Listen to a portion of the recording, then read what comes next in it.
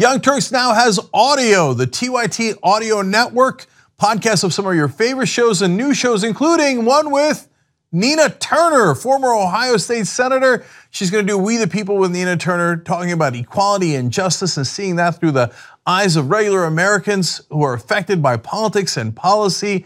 Everybody check it out at tyt.com/audio. Donald Trump's conspiracy theories are now determining US policy in a number of different areas, ranging from climate change to asbestos.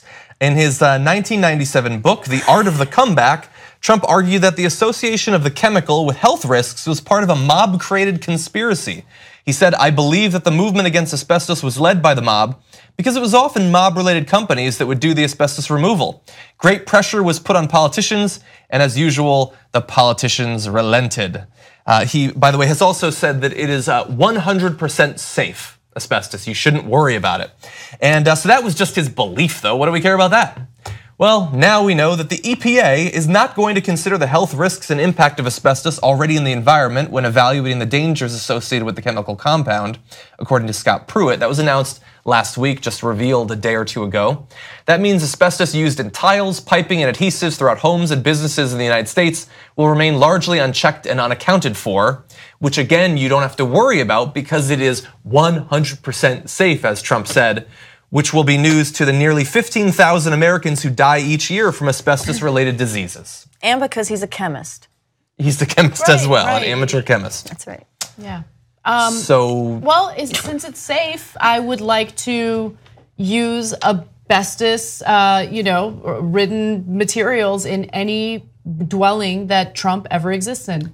Why don't we, change the piping and the tile? Let's do some renovations. He should put it in his McDonald's. Yeah, see how he likes the taste. No, so we knew, at least at the Young Turks, we knew that the Trump administration would be terrible, but it's kind of amazing how many things come up that we didn't even see coming. Like terrible, just terrible actions by the EPA that we didn't even consider. Like asbestos it's been widely known for a while now to cause serious health issues, respiratory issues, which is why, you see those commercials on every television show, featuring lawyers who want to do business or help people who have suffered from this.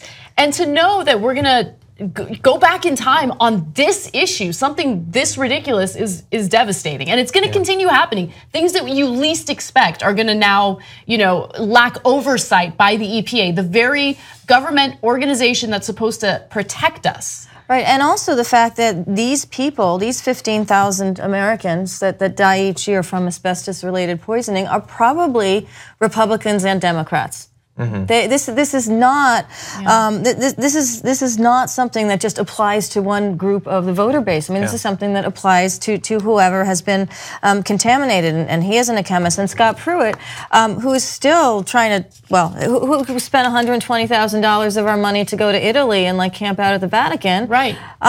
Shouldn't be the person, first of all, running the EPA, but also not protecting us. Forget not protecting the EPA, which he doesn't do very well, but not protecting all kinds of Americans. Well, this is the same EPA that says the Clean Air and Water Act right now, the Clean Air Act and the Clean Water Acts are fine. Have you seen Flint, Michigan? I don't know. They still don't have clean water there. Have you seen what's happening in Chicago where they found lead in the water? And lead is just the beginning of what's wrong with our water and our air. I mean, the respiratory problems from asbestos aren't the only I can't say the word. Can you help me? That's the effect of asbestos on your body. Respiratory. That's right, respiratory. And it is going to get worse thanks to this. To put it in perspective, by the way, the 15,000 Americans that die every year, that is roughly 5 9/11s every single year. Hell, it's even 3 Hurricane Marias in Puerto Rico every single year. And we're just gonna allow that to continue. We're not gonna do anything about it because we don't want the mob to benefit too much.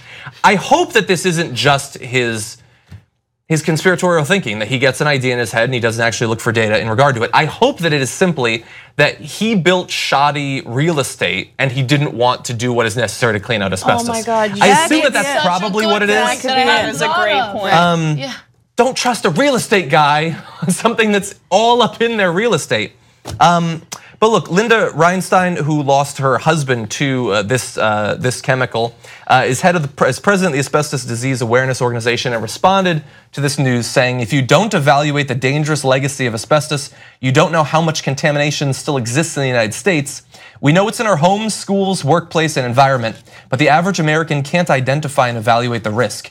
We've taken risk evaluation off the table. And I will say this. We have been covering constantly the environmental regulations that have been being reversed under Donald Trump. And that might sound bad, but there is a silver lining, because I had not actually known how many good moves Obama made on the environment. They've all been reversed now, but he apparently actually did quite a bit throughout the course of his presidency. He did. He was terrible at taking credit for those things, or at least, again, it goes back to the failure of democratic messaging, right? Where when they're actually right on something, or when they actually accomplish something, they somehow allow Republicans to take control of the narrative and dictate whether or not it's a good thing or a bad thing. Of course, when Democrats accomplish something, Republicans will market it as something that's terrible, and Democrats don't fight back. So you're right, there were so many environmental policies under the Obama administration that I was completely unaware of. And he never talked about those things. It was by design, because he was afraid to be called anti-industry and anti-capitalist. So he did everything that he did that was really good was usually behind the scenes, because it's the Democratic Party operates out of fear. Oftentimes. And that's what's unfortunate about what he did, because if he was more public about it and controlled the messaging like Anna just said, a majority of the American people don't want asbestos in their air, and they want the environment to be clean. They want to be able to turn on their tap and know that the water that's coming out is healthy for them. So if he was able to control that, then Trump wouldn't be able to so easily do what he's doing now, and wouldn't put such an awful individual, the worst cabinet member like Scott Pruitt in the EPA. I wonder if exposure to asbestos counts as a pre-existing condition. I love that you mentioned that, because everything, comes together. You know, they're gutting the Affordable Care Act. You have 20 Republican-led states that are fighting tooth and nail to do away with protections that would prevent insurance companies from dropping you from their programs or their coverage. So I have an example, though, of those protections that are being taken away. And actually, another one of the moves that Obama made that I had not actually known about, this is in the process of being reversed. Under a law passed by Congress during the final year of the Obama administration, the EPA was required for the first time to evaluate hundreds of potentially toxic chemicals and determine if they should face new restrictions or even be removed from the market. That was the plan. As it moves forward reviewing the first batch of 10 chemicals, the EPA has in most cases decided to exclude from its calculations any potential exposure caused by the substance's presence in the air, the ground, or the water. I mean, how would a chemical get into any of those? The agency will focus on possible harm caused by direct contact with a chemical in the workplace or elsewhere. So let's give you an example of one of those. Under the approach, the EPA will examine what harm can be caused to anyone directly exposed to perchloroethylene, a dry cleaning solvent and metal degreaser designated by the EPA as a likely carcinogen, during manufacturing or when using it in dry cleaning, carpet cleaning, or handling certain ink removal products. But the agency will not focus on exposures that occur from traces of the chemical found in drinking water in 44 states as a result of improper disposal over decades, which is certainly nice if you produce that chemical, or if you might have to foot the bill for removal of it or filtering of it from our water supply. So look, it's not to say that they're not going to protect you from the harmful effects of chemicals, so long as, like in the beginning of a Batman movie, you fall over a railing into a big vat of it. They will protect you from that sort of contact. The Joker would be covered under this. The Joker would be covered, but if there are chemicals in our water, which we know there are any number of them, the EPA is not concerned about that. And that just, again, pushes the problem of bad health, of bad environmental practices into the future. It won't change the impact of asbestos. It's not going to change the impact of people with pre-existing conditions who might have been exposed to asbestos, or whatever the combinations are of coming into the system. It increases the cost in the future. That cost could happen under Trump, it could happen under another Republican administration, it could happen under a Democratic administration. So though perhaps things weren't touted sort of under Obama that might have actually been helpful, like the Paris Accord more so. There is opportunity right now to talk about this because, again, it is a bipartisan issue in terms of the voter. And just to show how far we've come or how much we've regressed, the Republican Party, the asbestos was proposed to be banned under a Republican president in 1989. And now they're saying, go ahead. We don't care about those health effects. The Republican the EPA was a Richard Nixon creation. Right. And now we have someone that's the head of the EPA who's working to dismantle it every single day. And the president who calls it 100% safe. Yes. Applied right. Yes. Yeah. The mob's not safe, but asbestos is. And just again, I hate to. You don't want to beat a dead horse or a dead Trump voter, but like you thought that this was the guy that's going to get in there and look out for you. That the politicians that had been there before weren't, and in many ways they weren't. But neither is he. Like, did you vote for him so he could go to Washington and stop chemicals from being taken out of our water or keep the asbestos in your home?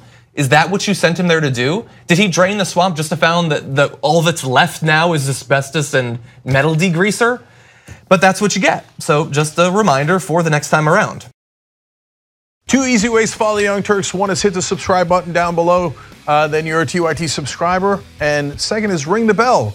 And when you do that on YouTube, you're notified of our videos.